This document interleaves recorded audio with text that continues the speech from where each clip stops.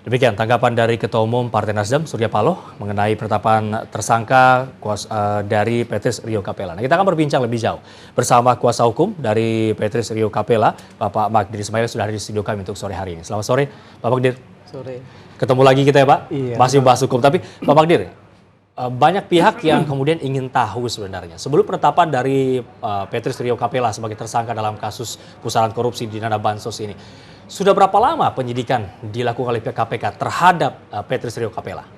Pak Petrus ini sudah dipanggil 1 kali untuk diminta konfirmasinya pengetahuan dia mengenai kasus bansos itu dan juga kasus suap ya kepada hakim dan kepada melalui pengacaranya Pak Gatot dan Ibu Evi itu. Nah, tetapi dalam pemeriksaan sebagai saksi beliau kan tidak ada tahu menahu mengenai itu. Satu-satunya yang diketahui oleh beliau bahwa memang pernah Pak Oce Kaligis menurut keterangan Pak Rio meminta ketemu. Nah, dalam pertemuan antara Pak Rio dengan Pak OCK ini di situ ada Pak Gatot. Secara kebetulan kemudian ditanyakan apakah bisa membantu atau tidak menyelesaikan perselisihan antara Pak Gatot dengan Wakil Gubernur sebagai kader dari Nasdem. Nah, tapi Pak Rio ketika itu mengatakan dia belum tentu bisa menyelesaikan itu. Nah, kemudian ditanya apakah bisa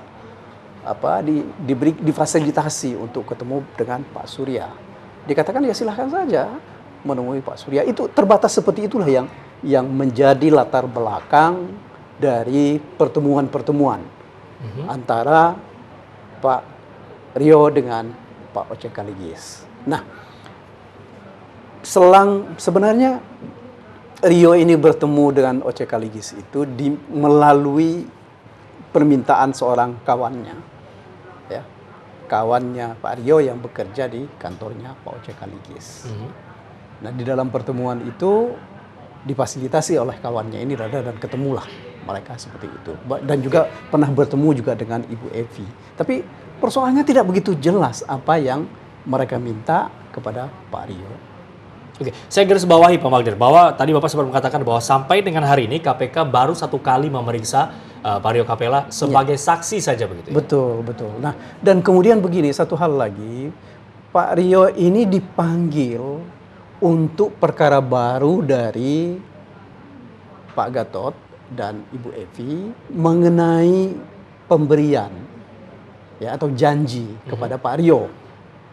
Nah, ini beliau itu ditetapkan, mereka berdua itu ditetapkan pada tanggal 13 kemarin, tanggal 12 kemarin, dan Pak Rio sejak tanggal 13 dipanggil dengan surat panggilan tanggal 13 untuk hadir di KPK besok. Jadi terhadap perkara apa yang mereka sebut janji dan hadiah, pemberian hadiah ini, Pak Rio itu belum pernah diperiksa oleh KPK, baru akan diperiksa besok. Akan tetapi sekarang ini dia ditetapkan sebagai tersangka terlebih dahulu sebelum dilakukan pemeriksaan. Nah, mengenai proses ini bukan tuduhan yang main-main oleh KPK. Bahkan kalau saya tidak salah melihat pasal-pasal yang disampaikan oleh KPK tadi siang, ini lebih kurang tuntutannya hampir 20 tahun penjara kalau tidak salah begitu, Pak Magdir. Nah, kalau dengan demikian, apa yang dilakukan oleh kuasa hukum kalau begitu setelah ini? Ya, kita akan lihat nanti. Begini, saya sendiri belum tahu secara persis sangkaan kepada Pak Rio. Akan tetapi sangkaan yang dijatuhkan kepada Pak Gatot dan Ibu Evi itu adalah memberikan suap, yaitu pasal 5 ayat 1 A dan B kalau saya tidak keliru. Kemudian gratifikasi, pasal 13 Undang-Undang Korupsi. Artinya seharusnya juga ya, yang dipersangkakan kepada Pak Rio adalah pasal yang sama. Karena ini kan pasal suap antara pemberi dan penerima itu kan satu pasang.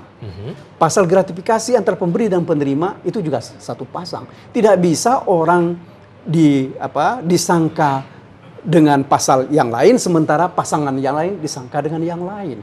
Kalau seperti itu nggak benar secara hukum. Gitu. Nah, ini sekali lagi kami sendiri belum tahu pasal yang mana yang dipersangkakan kepada Pak Rio ini karena kami belum tahu secara secara formal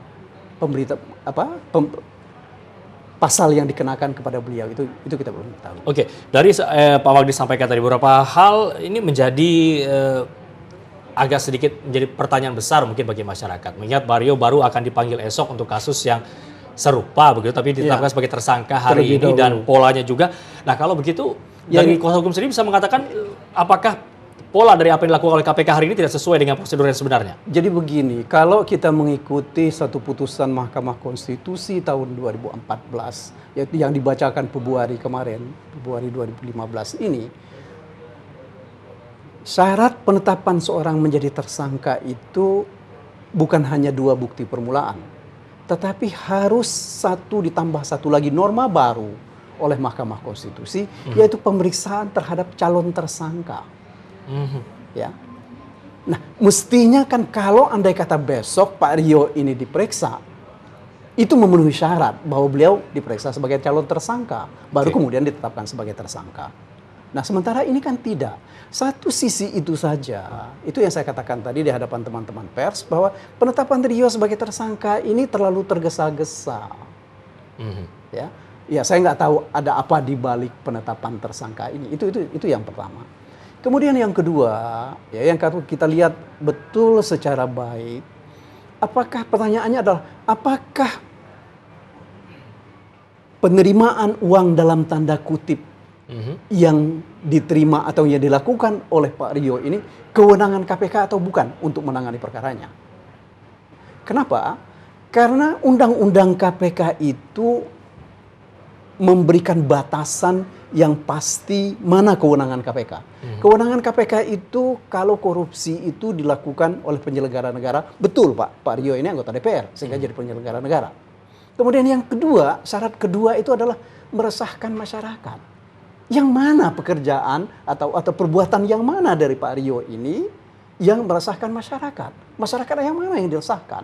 Tentu kan karena ini berhubungan dengan kedudukan Pak Gatot dan sebagai Gubernur Sumatera Utara, harusnya masyarakat Sumatera Utara yang resah kan terhadap pemberian ini, kalau memang betul ada itu. Itu yang kedua. Yang ketiga, ada kerugian keuangan negara paling sedikit 1 miliar. Nah, terhadap uang yang diduga pernah diserahkan kepada Pak Rio melalui orang lain oleh Evi, ini cuma 200 juta. Jadi secara formal ini tidak memenuhi ketentuan yang disyaratkan oleh Undang-Undang KPK. Oke, kalau begitu apakah setelah ini kemungkinan mungkin dari Pak Rio sendiri melalui Pak Magdir akan melakukan pra-peradilankah dengan prosedur yang tadi Pak Magdir sampaikan mungkin tidak sesuai? Tentu kita lagi pikirkan secara baik karena begini, secara formal sekarang ini kan kami tidak tahu ya apa yang bisa menjadi argumen persis sehingga perkara ini kita bisa bawa ke peradilan. Karena apakah hanya terbatas pada penetapan tersangkanya, apakah juga terhadap bukti-buktinya, apakah juga nanti mengenai kewenangan KPK ini kita bisa bawa ke peradilan. Karena begini sekali lagi ya. Menurut hemat saya, KPK itu harus diingatkan mengenai batas kewenangan ini. Jadi jangan sampai mereka mengambil kewenangan polsek misalnya.